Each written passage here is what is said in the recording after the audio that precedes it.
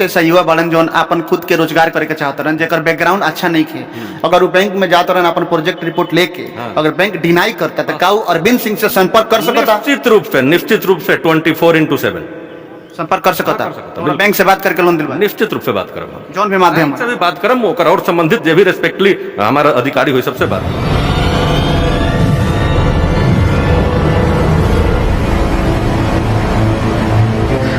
हम बानी अमरजीत कुमार गिरी और रउआ देख रहल बानी भोजपुरिया झकोरा। अभी हम बानी गोरिया कोठी में, ई बाजितपुर पड़ी और बाजितपुर में हमने के बानी सन मुरघटिया के पास है रोड बनल रहा अभी नया में, और रोड पानी अत्यधिक बारिश होखला के चलते ये रोड धस गई बावे नीचे, और आवे जाए में 4 चक्का के भी आवे जाए में काफ़ी दिक्कत होता है जी। हम बानी बाजितपुर मुरघटिया में जौन गोरिया कोठी प्रखंड में पड़ी, गोरिया कोठी विधानसभा क्षेत्र बा, और यहाँ पर रोड के स्थिति देखे खातिर आयल बनी यहाँ गोरिया कोठी भाजपा के नेता बनी यहाँ के अरविंद सिंह जी। अरविंद जी, रोड टूट गई बा, का कहे एकरा बारे में?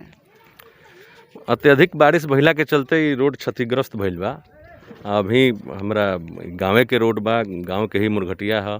अभी जानकारी भइला कुछ अपना ग्रामीण द्वारा कि हाँ पुल ध्वस्त भइल बा, तो उहे देखे आ गई है कि क्या परिस्थिति बा जी। लगातार हमने के बानीसन क्षेत्र में गोरिया कोठी सहित अलग अलग विधानसभा क्षेत्र में हमने के भ्रमण कर रहा बानीसन। अभी गोरिया कोठी के तापमान काफ़ी बढ़ चुकल बा गर्मी में, और देखल जाओ तो अभी लगातार सभे नया पुराना से पुराना जनप्रतिनिधि लोग लगातार गोरिया कोठी विधानसभा में भ्रमण कर रहा बा। रउआ भी भ्रमण कर रहा बानी, रउआ भी देख रहा बानी, का कहेम जनता जौन एगो युवा जोश बा अरविंद सिंह के साथ में, युवा जोश अरविंद सिंह से का कहता? बदहाली की स्थिति से तबाह बा जुआ जोश। ऐसे कि पूर्व में जौन भी सरकार रहे, चाहे जे भी प्रतिनिधि रहल होई, वो जितना भी काम कैलक, चाहे जौन भी काम कैले, में जुआ लोग के कहीं स्थान नहीं है। चाहे वो बेरोजगारी के समस्या होके, चाहे जुआ के खातिर कोनो व्यवस्था विधानसभा क्षेत्र में, कोनो खेल कूद, कोनो भी प्रोत्साहन देवे खातिर जौन जुआ के भविष्य से जुड़ल मामला होके, ऊपर कोनो भी पूर्व के जे भी लोग रहल बा प्रतिनिधि सोचले नहीं के। ये पे हम आइल बानी तो तमाम जुआ लोग मिलता, वो लोग के लागत है कि हम आइल बानी तो जुआ खातिर कुछ करम। निश्चित रूप से हम पहले भी साक्षात्कार में कई गो इंटरव्यू में हम कहले बानी कि अगर हम अइनी जा हमरा के मौका मिलल, जुआ के साथ मिलल, तो निश्चित रूप से हमार पहिलका प्राथमिकता में रही कि जुआ लोग के मजबूती मिली। का रही प्राथमिकता में, का रही अरविंद सिंह जी बताई, प्राथमिकता में युवा लोग का खातिर रउआ तरफ से का रही अगर रउरा गोरिया कोठी विधानसभा जीते तनी? तो सबसे पहले तो ये रही कि केहू भी जे जुआ बा ओकर बेरोजगारी के समस्या दूर करब। कैसे दूर करम बेरोजगारी की समस्या? जे जौन लायक हो के भारत के प्रतिष्ठान में हम ओकरा जगह देम, नौकरी देम। अब पूर्व में भी हम देले बनी, एकर इतिहास बार वो पता करी। लेकिन युवा लोग के अपना क्षेत्र में, अपना गृह क्षेत्र में रोजगार कैसे देम, ये हमरा के बताएं। आत्मनिर्भर भारत की तरह आदरणीय प्रधानमंत्री जी के कितना बड़ा योजना चल रहा बा, वह सभी जानता नहीं, समझे के विषय बा। तो आत्मनिर्भर भारत के तहत बहुत सारा इंडस्ट्री या लघु उद्योग अपना विधानसभा क्षेत्र में लगावल जा सकेला, लेकिन वो तबे संभव बा जब हम यहाँ हमारा मौका मिली रहे के। तो निश्चित रूप से हम एगो एश्योरेंस देम अपना गोरिया कोठी विधानसभा के नौजवान दोस्त लोग के या जुआ साथी के कि बेरोजगारी के समस्या खत्म हुई। आई कोशिश हुई कि यही विधानसभा क्षेत्र में एम्प्लॉयमेंट के व्यवस्था बनावल जाए। अरविंद जी, प्रयास कहने के होत गोरिया कोठी विधानसभा युवा लोग के रोजगार देवे खातिर एगो एस्टेब्लिशमेंट, एगो एस्टेब्लिश करे खातिर एगो प्रयास, एगो पहल कहने के होत गोरिया कोठी में? जे पूर्व के प्रतिनिधि रहल बा ओकरा से पूछी ना, हम तो अभी अबगे आइल बनी। हमरा तो मौका मिली जब हम कोनो सदन के सदस्य बनम, जब वहाँ जाके बैठब आ हमरा लगे हुआ अधिकार क्षेत्र में आई, तो हम तो कहता नहीं कि करब। ये प्रश्न हमारा सर 5 साल बाद पूछेंगे, अगर हम सदन में पहुँचाता नहीं आ जुआ खातिर का हुई 5 साल बाद पूछी तो एक जवाब हम दें। अरविंद जी, अगला सवाल बा कि रोजगार के अलावा भी गोरिया कोठी विधानसभा में क्षेत्र जौन बा गोरिया कोठी के समस्या बा, रउरा का लगता? 2 दिन पहले खगनी गांव में 2 गो यादव पुत्री के पानी में डूब के आकस्मिक निधन भइल रहा। उमें हमरा सूचना मिलल, हम गई रहनी। कहीं कहीं दूर दूर तक वो गांव में कहीं विकास के कोनो काम नहीं खे लौकत, शुद्ध जाए के सड़क नहीं खे। ठीक मध्य रात्रि में हमरा पता चलल कि कपिया में एगो हमरा मुस्लिम भाई के नौजवान के भी डूबला से मौत भइल बा। हम सवेरे गईनी तो हम बता नहीं सकत कि मने हमार हृदय कितना व्यथित भइल आ कितना हम दुखी भइनी। भारत आज़ाद भइल बा, जब से बिहार भी आज़ाद भइल बा, लेकिन जवना गांव में हम गईनी कपिया हमरा लागल कि आजो आज़ाद नहीं खे। सरारी मठिया से कपिया इतना बरहन हमर मुस्लिम भाई लोग के गांव बा, वो जाए कि आज के भी डेट में सड़क नहीं खे। अब इससे बड़ा परिस्थिति का हो सकेला, दुर्लभ स्थिति का हो सकेला, दैनिक स्थिति का हो सकेला, जना में हमारे भारत सरकार के इतना बड़ा योजना चलता, बिहार सरकार के इतना बड़ा योजना चलता, में एगो गाँव में जाए के सड़क आज की 21वीं सदी में नहीं है।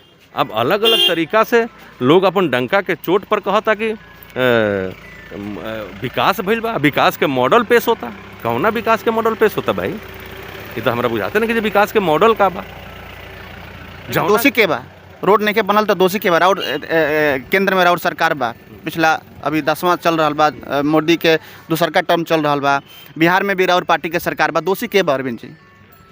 गांव के या गली के सड़क रोड के जिम्मेदारी हो जाके स्थानीय प्रतिनिधि के होला, जे स्थानीय जाके विधायक बा ओकर नजर जाए के चाहे। आरजेडी के यहाँ विधायक है, यादव मुस्लिम बहुल्य गांव का जो इलाका है, आम धारणा बा कि का बाकी वो आरजेडी के सब लोग वोटर है। ये छलावा नहीं है। खगनी में गईनी यादव जिलों के टोला में, वहाँ सड़क नहीं है। कपिया में गईनी, हमारे सब मुस्लिम भाइयों के इतना बड़ा गांव बा, उजा सड़क तक नहीं है, गाड़ी बाहर लगा के जाए के पड़ल। अब मूल वोटर जौन एगो धारणा बा, हम नहीं मानत। हम तो जानते नहीं कि हमारा ऐसा आदमी चुनाव लड़ता, सब लोग हमारा साथ रही। हमारा सरकार के भी नीति बा कि सबका साथ सबका विकास आ सबके विश्वास में लेके चले गए। हमने के तो नीति बा, हमारा पार्टी के नीति बा, हम वो तहत काम करते नहीं, सरकार हमारे वो तहत काम करती है। लेकिन जे लोग ये समझता कि नहीं हमार मूल वोटर है, खाली वोटर है, काम काहे ना भइल, 5वां साल बीते जाता, तो जे स्थानीय प्रतिनिधि में ओकर जिम्मेवारी ली निश्चित रूप से। ये ओकरे से प्रश्न बा, चूँकि हमारा पार्टी के केहू अगर एजा रहे विधायक तो ओकरा से बिल्कुल सवाल वही जनप्रतिनिधि से बात जे जीतल बात जे अभी जे सदन में जाता। लेकिन सवाल बा कि सरकार मॉनिटरिंग काहे नहीं के करत? जौन भी सरकार की तरफ से फंड आवता रोड बनावे खातिर, बिजली खातिर, स्वास्थ्य खातिर, शिक्षा खातिर, रोजगार खातिर पैसा सरकार दे देता, ओकर मॉनिटरिंग काहे नहीं के करत कि पैसा वाकई में धरातल पर उतरल कि ना? एकरा के रउआ का करे? अगर रउआ विधायक बनतनी, गोरियाकोटी विधानसभा अरविंद सिंह जीततनी, तो अगर अरविंद सिंह के माध्यम से पैसा क्षेत्र में जाता विकास खातिर, रोड बनावे खातिर, शिक्षा खातिर, स्वास्थ्य खातिर, का ओकर मॉनिटरिंग रउआ ना करे? पूर्ण रूप से हमार मॉनिटरिंग होए, एक एक वार्ड तक के लिस्ट बने। ये मॉनिटरिंग के व्यवस्था नहीं है। जे भी जब प्रतिनिधि बा ओकर व्यवस्था नहीं है, वही के तहत छूटल बा। कहीं फंड के अभाव के चलते नहीं है छूटल, ध्यान नहीं है, हमार चिंता नहीं है। हम एगो जनप्रतिनिधि बानी, हमारा जौन गांव के, कस्बा के, सड़क के जौन भी छोटा मोटा समस्या बा ओकर जौन चिंता होके के चाही, वो चिंता नहीं है। अगर चिंता रही तो वो लेवल पर हम काम करें, हमार मॉनिटरिंग रही। चूँकि का बा कि जब भी सरकार के दृष्टि से जौन रउआ प्रश्न करते नहीं कि सरकार के मॉनिटरिंग करे के चाही, सरकार के दृष्टि गली कस्बा में ना जाए। गली कस्बा में सरकार के दृष्टि के लेके जाला? जो जाके स्थानीय प्रतिनिधि बा उहे ना सरकार के आकर्षित करी। सरकार बड़ काम टेकअप कर लक, जौन मेन रोड बा सरकार के नज़र में बा, जौन बड़ा फंड पे लागे के बा। 500 मीटर 1 किलोमीटर के कच्ची सड़क बनवावे खातिर सरकार दोषी रही कि स्थानीय व्यक्ति ओकरा के नजर रखी। अब वो जौन सड़क बारे जौन रउआ बताओ तनी, कपिया में जौन भी सड़क रउआ देखले बनी, रउआ का प्रयास करनी ओकरा के बनावे खातिर? कहीं के उसे जनप्रतिनिधि से कहनी है, चाहे जौन भी प्रशासन बा ओकरा से अवगत करौनी है वो समस्या के? हम निश्चित रूप से ओकर चर्चा कैनी है। अभी आइल बनी, मौसम खराब बा, हम PRS से स्थानीय पदाधिकारी से बात कैनी, हो जाके मुखिया से हम कहनी, वो पंचायत के मुखिया के अजय जी के हमारा साथे रहलन, हम गई रहनी तो हम उनका से कहनी, तो वो एगो बात में टेक्निकली बतैलन कि भैया एमें का बा कि 2-4 लोग के जगह बा प्राइवेट, में 1-2 लोग के सिग्नेचर नहीं है, होते ही से ही बनल नहीं है। हम कहें कोनो बरहन मुद्दा नहीं है, ये तो बैठ के हो जाए के चाहे, सब लोग बैठ जाइए। अरे विधायक जी बा नहीं है का पहल रहते हो गई रहे। अगर मानक एगो बा कि कोनो भी निर्णय लेहल जाए तो उनमें अगर 75% मेजोरिटी होता तो ओकरा के काम होई। अगर 6 आदमी कहीं सिग्नेटरी बा, 4 आदमी कैले बा, तो हो जाए के चाहे काम, ऊपर प्रयास वही रहे तो हो जाए। तो हम तो कह के आयल बने कि हम करवाए, ऊपर बात भी कैले बने। ये अलग बात बा कि अभी चुनावी माहौल बा, तो बहुत हम ये तो नहीं कैले, लेकिन हम कहने कि अगर हमारा जैसन व्यक्ति अगर अभी विधायक हो तो पहिलका काम वो सब रही प्राइमरी, जहाँ आज भी लोग गुलामी की तरह जियाता जिंदगी। अच्छा अरविंद जी, पिछला बार भी हमारे से सवाल पूछले रहनी और इस बार भी हम पूछा था कि आत्मनिर्भर भारत जौन बा उनमें गरीब लोग खातिर का बा? का है आत्मनिर्भर भारत में जौन प्लान बा हमारा आदरणीय प्रधानमंत्री जी के, जौन भारत सरकार के योजना बा, उनमें हर व्यक्ति जे भी टेक्निकली बा, चाहे जैसन बा, जैसन भी व्यवसाय करे के चाहता। अभी लाखों के तादाद में प्रवासी बिहार में आयल बड़न, हर लोग के लगे कोनो ना कोनो स्किल्ड बा, कोनो ना कोनो टेक्निकल बा। एक तो सरकार एहू पर लागल भी खाका तैयार होता कि जौन भी प्रवासी व्यक्ति आयल बड़न, देखल हो कि क्वारंटाइन सेंटर में वो जानकारी लेम कि एगो फॉर्मेट भराई रहा, वो फॉर्मेट में हर लोग के ट्रेड लिखल गई रहा, जे जहाँ से आयल बा वहाँ का करता, ताकि वो टाइप के काम जब भी सरकार के लगे व्यवस्था करिए, हमारे लगे सरकार के लगे वो रिपोर्ट आई कि भाई कितना लोग बाहर में काम करता, कौना कौना ट्रेड में बा, ओकरा खातिर रोजगार उत्पन्न हुई।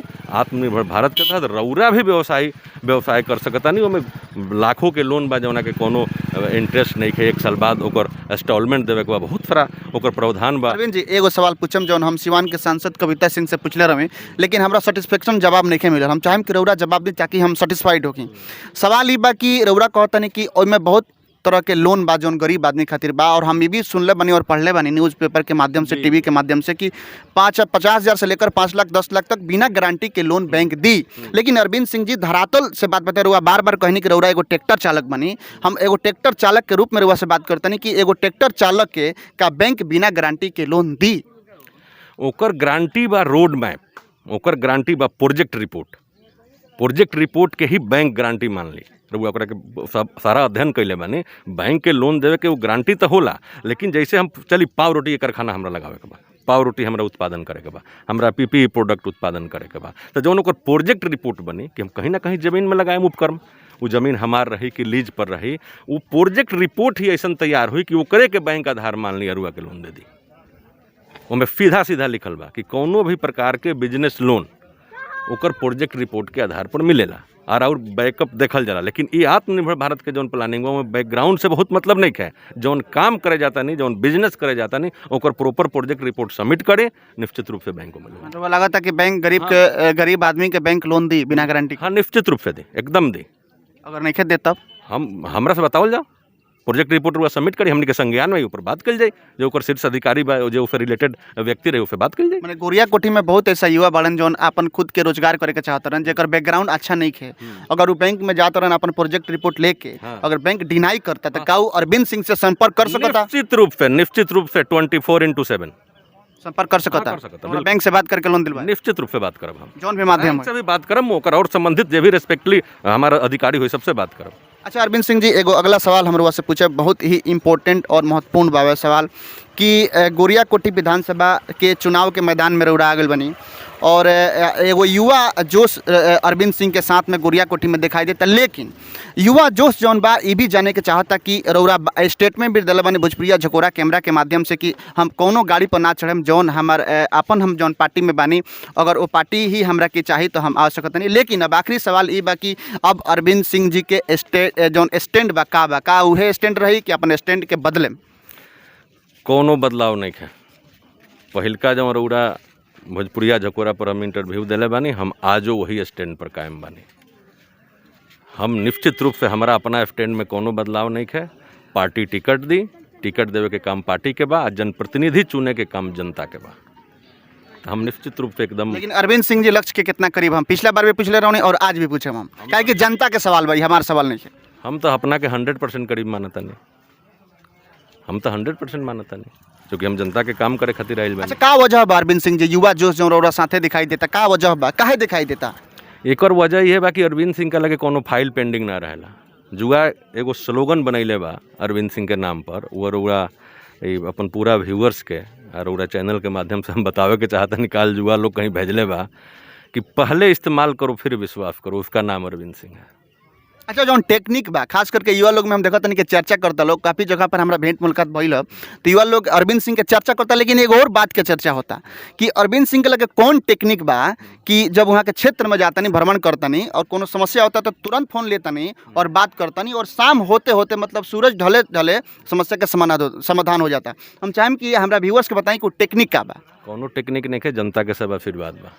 मतलब कि फोन से बात करके चाहे भारत के कोनो भी कोना के कोनो भी समस्या होके गोरियाकोटी विधानसभा क्षेत्र सही आसपास के केहू भी जनता के, तो रउरा टेक्निक लगावत नहीं और शाम तक वो समस्या का समाधान हो जाता।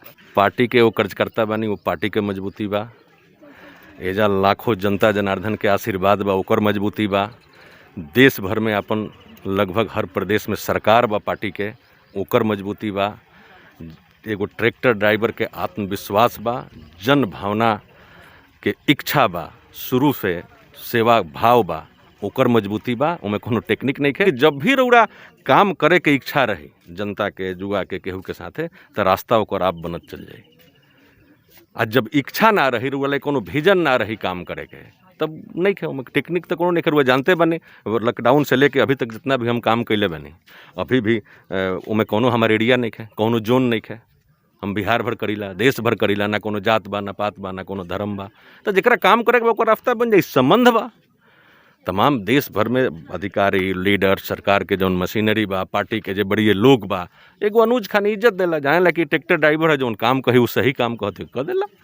लेकिन अरविंद सिंह जी जौन युवा जोश बा, जनता बा, काफ़ी हद तक रौरा साथ में दिखाई देता। का ई जौन साथ बा ई विधानसभा की कुर्सी तक लेके जाई? निश्चित रूप से जौन करेंट बा आ जौन जितना हमरा पर भरोसा ये विधानसभा क्षेत्र के सब हमारे नौजवान भाई कैले बारन, तो हमरा 100% हम श्योर बानी कि वहाँ तक ही भेजिहन। ऐसे कि इनका लौकता कि हम ही वहाँ जाए, ट्रैक्टरे ड्राइवर विधानसभा में पहुँची, तबे इनकर जीवन सुरक्षित रही। आ ये विधानसभा के विकास के बात हुई, एकर कायाकल्प हुई, आ पुराना घिसी पिटी राजनीति के दुकान बंद हुई। दुकान बंद करे के बा? निश्चित रूप से काल के समय नहीं खेनू, आज के आज तक काम करे के बा, जे काम करी वो रहे, चाहे वो अरविंद सिंह गोंगफ चाहे केहू रहे। काफ़ी अवेयरनेस बा, जुआ नौजवान सब जाग चुकल बड़ा। हर लोग के काम चाहे, हर लोग के विकास चाहे, सम्मान भी चाहे, सम्मान के साथ विकास, सही समय पर काम, ई अरविंदे सिंह दे पई हैं। ई जुआ आइए जाके जनता जनार्दन जौन देव तुल्य बा उ समझ चुकल बा। अच्छा अरविंद जी, अगला सवाल बा कि रौरा कहीं नहीं कि हम ट्रैक्टर चालक बनी, लेकिन हम सवाल रौरा से पूछे कि हम काफ़ी रिसर्च कैले बनी रौरा बारे में, तो हमरा पता चलल बा कि रौरा अंग्रेजी बोले नहीं भी, अंग्रेजी में लिखे नहीं भी। तो ये ट्रैक्टर चालक मतलब कि कहाँ से इतना नॉलेज के मतलब प्राप्ति भइल बा कि कोनो भी डीएम एसपी कोनो भी पदाधिकारी के पास मैसेज करके पड़ता है तो अंग्रेजी में समझाता है, तो अंग्रेजी में समझाता नहीं, भोजपुरी में समझाता है तो भोजपुरी में समझाता नहीं, और हिंदी में समझाता है तो हिंदी में समझाता नहीं। कोनो टेक्निक नहीं खे, उहे काम करे के भावना बा। तो जब भी काम करे के भावना में केहू चली तो उ सारा तंत्र आ सारा ओकर पद्धति जौन बा, सारा मानक बा, ओकरा जाने के पड़ी, तबे रौरा में सफल हो पाए। लॉकडाउन में जहाँ घर से निकलल मुश्किल रहे, वहाँ रौरा एगो फ़ोन पर सारा व्यवस्था कल गई और गुजरात से एगो डेड बॉडी के बिहार तक पहुँचावल गई। उसमें का टेक्निक यूज कर रहने रहुआ? कोनो टेक्निक ना, सरकार से सीधे बात करनी, जाके तो हम प्रतिनिधि बने, सरकार बा हमारे पार्टी के, जाके तो हम नेता बने, सीधे कलेक्टर से बात करनी, सीधे वहाँ के बड़े पदाधिकारी से बात करनी गुजरात के, ओकरा के स्थिति संपन्न करनी, आए पर अडिग भइनी कि ना हमारा क्षेत्र के बात बा। अच्छा, दूसरा विधानसभा के लोग ये चाहता कि अरविंद सिंह जी हमारा क्षेत्र में आके लड़ी, दूसरा विधानसभा के क्षेत्र में लोग चाहता कि हमारा विधानसभा, एक बार पे ऊपर का कहें रहुआ? सब जनता के लार प्यार बा, कैसे जाए। लेकिन चूंकि वो सब लोग के मालूम बा कि हम एहू जा रहे हैं, तब वो सब लोग के काम होई, सेवा होई, जौन आज भी करता निकाल हो करब। हम कहीं रह भी मायने नहीं खे रखत। हम गुड़ियाकोठी विधानसभा में रहेंगे कहाँ, हम तो बतैले बनी, लॉकडाउन में उड़ाइल बनी, 6-7 विधानसभा में काम कैले बनी, दूसरा जिला के लोग के काम कैले बनी। अभी हम बतैले रही है कि अभी केसरिया में 10 दिन पहले हम मंगवैनी है, केसरिया तो नहीं चुनाव लड़े जाए के। मुजफ्फरपुर के स्टूडेंट अगर मेरठ में फसल बा और आइल बा तो मुजफ्फरपुर तो नहीं चुनाव लड़े जाए के। तब हमारा हम कहीं भी रहें, सेवा रही, या सब लोग के मालूम बा कि सब लोग काम होते, ऐसे लार प्यार बा, इच्छा बा कि हमारे यहाँ रहें तो अच्छा रहे। तो हम चाहब कि यही धरती पर यही जी के देव तुल्य जनता गुड़ियाकोठी विधानसभा के हमारा अभिभावकगण और नौजवान साथी वो जुआ जे बरसों से लगातार अपेक्षित रहल बा, वो हमरा के सदन में भेजो। आ सदन में जहिया हम जाइब तहिया अपना गुड़ियाकोठी विधानसभा एगो विकास के मॉडल के रूप में पेश करम बिहार विधानसभा में।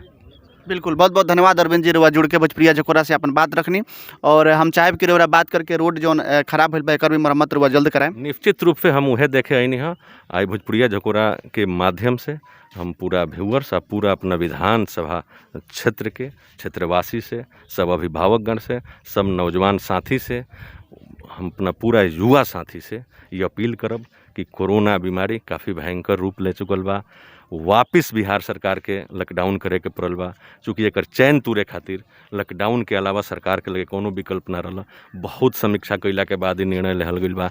ऐसे जबले कोनो बहुत आवश्यक कार्य ना होखे, बाहर ना निकली, बाहर निकली तो चेहरा पर मास्क लगाई, साबुन से हाथ धोई, सरकार के निर्देश के पालन करी, और उड़ा आईनी हमरा से इतना सारा बात करनी। ऐसे हमारा तरफ से भोजपुरिया झकोरा के पूरा टीम के भी साधुवाद बा और शुभकामना बा। धन्यवाद।